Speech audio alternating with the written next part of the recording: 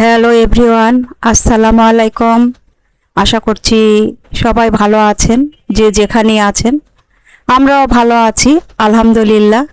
দেখতে দেখতে আমরা কিন্তু 24টা রোজা পার করে ফেললাম।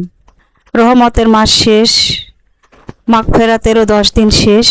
মাস শেষ নয়, রহমতের 10 দিন শেষ, মাগফেরাতের 10 দিন শেষ। এখন চলছে নাজাতের মাস। এখন আমরা যতটা পারি চেষ্টা করব শুধু আল্লাহর কাছে ক্ষমা চাওয়ার জন্য যা কিছু করা দরকার সেটা করতে হবে। তো বেশি বেশি নামাজ পড়বো, ইবাদত বন্দেগী করব, আর সবসময় আল্লাহর কাছে ভালো জিনিসটাই চাইবো।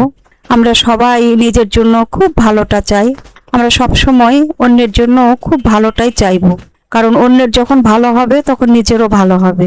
আর শুধু নিজের সাকসেস দেখে কিন্তু খুশি থাকা যায় না, অন্যের সাকসেস দেখেও আমরা খুশি হব এবং খুশি থাকবো এবং সবার জন্য মন থেকে চাইবো। তো যারা এই মুহূর্তে আমার ভিডিওটা দেখা শুরু করেছেন বা দেখছেন, তাদের কাছে একটা হার্ডলি রিকোয়েস্ট থাকবে, প্লিজ আমার ভিডিওতে একটা লাইক দিয়ে দিবেন, দিয়ে পুরো ভিডিওটা কন্টিনিউ করবেন। আর যারা চ্যানেলটি সাবস্ক্রাইব করেননি, যদি ভালো লাগে আমার চ্যানেলটি, আমার ভিডিও, আমার কথাবার্তা, তাহলে আমার ভিডিওতে একটা লাইক দেওয়ার পাশাপাশি চ্যানেলটি সাবস্ক্রাইব করে রাখবেন। তাহলে যখন আমি একটা করে ভিডিও দিব তখন খুব সহজে একটা করে নোটিফিকেশন আপনার কাছে চলে যাবে, আর আপনি খুব সময় মতো, সুযোগ সুবিধা মতো দেখে নিতে পারবেন, এই আর কি। তো প্রতিদিনই তো আমরা ভাজা পোড়া খাই। আসলে রমজান মাসে সারাটা দিন পর একটু ভাজা পোড়া না খেলে ভালোও লাগে না। তো আজকে ভাবলাম যে একটু ডিফারেন্ট টাইপের কিছু বানাই। তো আটা ময়দার জিনিস এগুলো রোজার মধ্যে একদমই খাওয়া হয়নি বললেই চলে। বেশিরভাগই পেঁয়াজু, বেগুনি, আলুর চপ বা চিকেনের কোনো আইটেম এগুলো থাকতো, বা হালিম থাকতো, নুডলস থাকতো, পাস্তা থাকতো। আমার ভিডিও যারা দেখেছেন তারা তো অবশ্যই জানেন। তো আজকে ভাবলাম যে নিজে হাতে একটু শর্মা বানাই। তো শর্মা আমি বরাবরই ভালোই বানাই, আজকেও ইনশাল্লাহ ভালো হবে। তো কিভাবে আমি বানাচ্ছি এই আর কি। তো প্রথমে তো একটু দুধ দিলাম, গুঁড়ো দুধ দিয়ে আমি বানিয়েছি। লিকুইড মিল্ক না থাকলে তার সঙ্গে একটু পানি মিশালেই কিন্তু হয়ে যায়। আর চিনি দিয়েছি, লবণ দিয়েছি, ইস্ট তো লাগবেই। আর একটু ইস্ট অ্যাক্টিভ করে নিয়েছি হালকা কুসুম গরম পানি দিয়ে। তারপরে আমি আটা দিয়ে বানিয়েছি। এসব জিনিস ময়দা দিয়ে বানালে সব থেকে ভালো হয়, কিন্তু আমার হাতের কাছে ময়দা ছিল না, তাই আমি আটা দিয়েই ডোটা রেডি করলাম, করে অ্যাক্টিভ করতে রেখে দিলাম। কারণ এটা অন্তত 2-3 ঘন্টা রেখে দিতে হবে, যেহেতু ইস্ট দিয়েছি। আর একদম ঈদ তো সামনেই চলে এসেছে, তার জন্য তো কেনাকাটা অবশ্যই করতে হবে। তো কি কি কেনাকাটা করেছি সেগুলো আপনাদের সাথে শেয়ার করার জন্য চলে এসেছি। ঈদকে সামনে রেখে আমাদের কিন্তু অনেক আয়োজন থাকে, তাই না? তো এই যে এখানে সব বাজার নেই, যদিও যতটুকু নিয়ে এসেছি সেগুলোই আপনাদের সাথে শেয়ার করছি। কারণ একবারে এতগুলো বাজার নিয়ে আসা যায় না। আবার অনেক সময় দেখা যায় যে লিস্ট করতে করতেও আবার ছাড়া পড়ে যায়। তো 2-1টা জিনিস মিসিং আছে, সেগুলো নিয়ে আসব। আবার যেগুলো নিয়ে এসেছি সেগুলো তো শেয়ার করছি। তো এই যে কাস্টার্ড পাউডার নিয়ে এসেছি, তারপরে ক্ষীর মিক্স নিয়ে এসেছি। রাঁধুনি ক্ষীর মিক্সই খাওয়া হয় সব সময়। তো এবার ভাবলাম রসুইটা নিয়ে যাই, দেখি কেমন হয়। আর তার সাথে তো চটপটির মশলা লাগবে, ঈদের দিনে আসলে চটপটি না হলে তো জমেই না। শুধু মিষ্টি জিনিস আসলে ভালো লাগে না, সাথে একটু ঝালের জিনিস তো থাকবে। নুডলস থাকে, পাশাপাশি একটু চটপটি থাকলে মন্দ হয় না। তো এই আর কি, টুকিটাকি অনেক কিছুই নিয়ে এসেছি। কাস্টার্ড পাউডারও নিয়ে এসেছি, আবার কর্নফ্লাওয়ারও নিয়ে এসেছি। আর তেহারি মশলা, তারপরে এই রোস্ট করব, রোস্ট মশলা। সেমাই নিয়েছি, যেটা কুলসন সেমাই, সেটা নিয়ে এসেছি। এখনো লাচ্চা সেমাইটা নিয়ে আসিনি। আমি যেটা নিব সেই সেমাইটা আমি পাইনি, এই জন্য লাচ্চা সেমাইটা নেওয়া হয়নি। পরবর্তীতে যখন যাব তখন আবার লাচ্চা সেমাইটা নিয়ে আসব। লাচ্চা সেমাই ছাড়া তো ঈদ হবেই না, কি বলেন? তো এই যে এই সেমাইটা নিয়ে এসেছি, তার সাথে চিনি নিয়ে এসেছি। আর হ্যান্ড ওয়াশ, ডিশ ওয়াশ এগুলো তো লাগবেই, এগুলো তো প্রত্যেক মাসেই লাগে।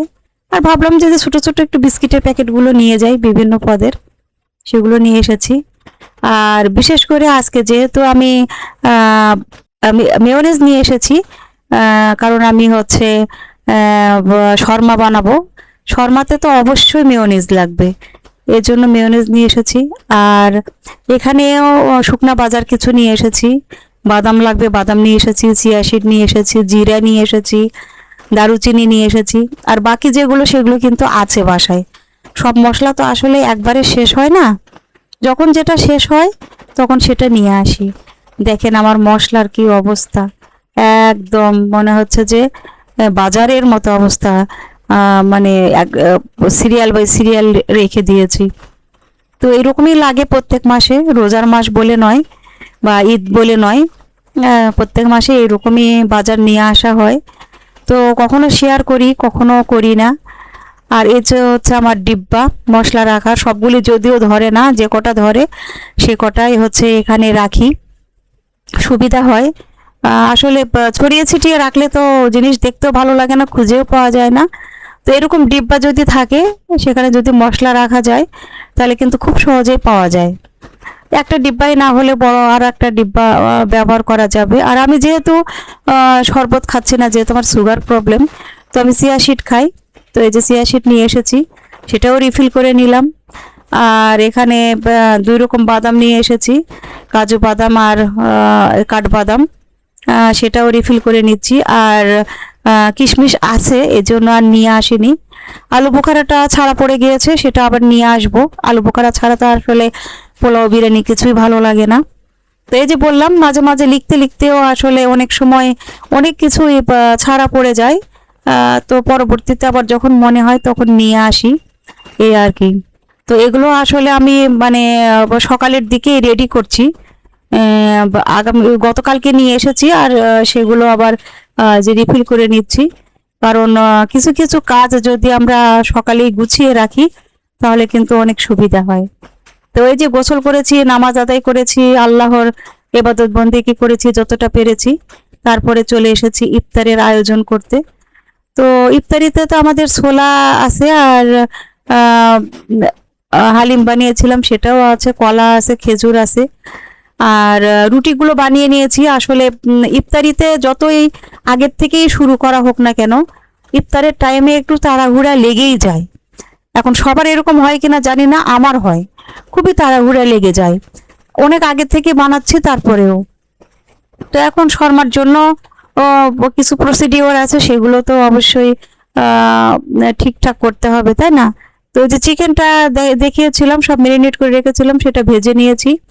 আর এখন টমেটো সস, চিলি সস এগুলো দিলাম। টমেটো সসের আর একটা তো আমি ক্যান নিয়ে এসেছি। এটা চিলি সস তো প্রায় শেষই, একদমই নেই। টমেটো সস একটু আছে, সেটা দিলাম যতটুকু লাগবে, দরকার হলে ওটাও ব্যবহার করা যাবে। আর এখানে গাজর, শসা কুচি এগুলো কেটে নিয়েছি। আর পেঁয়াজ আর কাঁচামরিচও কেটে রেখেছি। আমার ছেলে তো পেঁয়াজ খাবে না, যেহেতু তারাবি পড়বে। তো এগুলো আমার জন্য আমি আলাদা করে রেখেছি। আর এখানে কিছুটা মানে সব মিশিয়ে নিচ্ছি। আর সসের মধ্যে যেহেতু লবণ থাকে, মেয়োনিজেও লবণ থাকে, এই জন্য সামান্য পরিমাণে লবণ দিলাম। অতিরিক্ত লবণ তো আসলে খেতে ভালো লাগবে না, তাই না? তো এগুলোতে মেয়োনিজের পরিমাণটা খুব বেশি পরিমাণেই লাগে, মেয়োনিজ ছাড়া তো আসলে খেতে একদমই ভালো লাগবে না। তো আমি রেডি করে নিচ্ছি।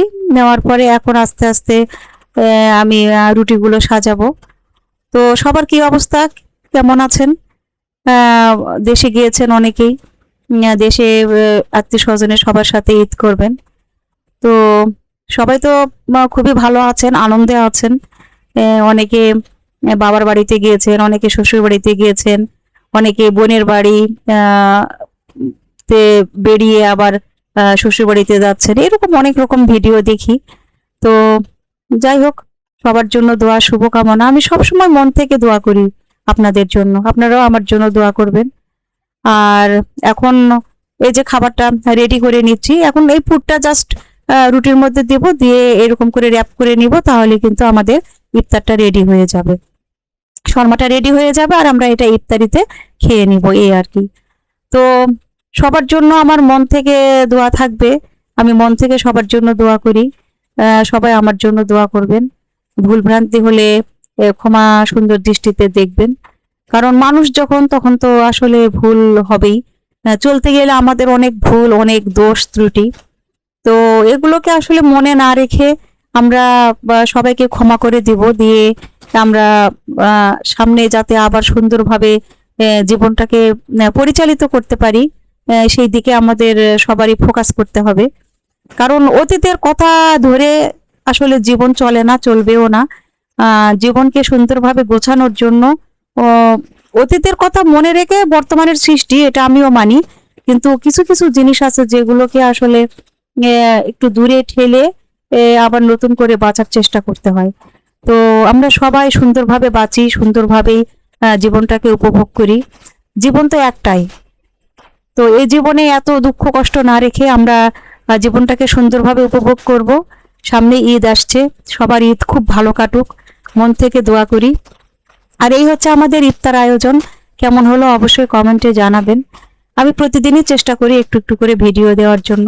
কার কেমন লাগে জানি না, কমেন্টে জানাবেন। তো আজ এই পর্যন্ত, সবাই ভালো থাকবেন, আমাদের জন্য দোয়া করবেন। আপনাদের জন্য দোয়া, শুভকামনা। আল্লাহ হাফেজ।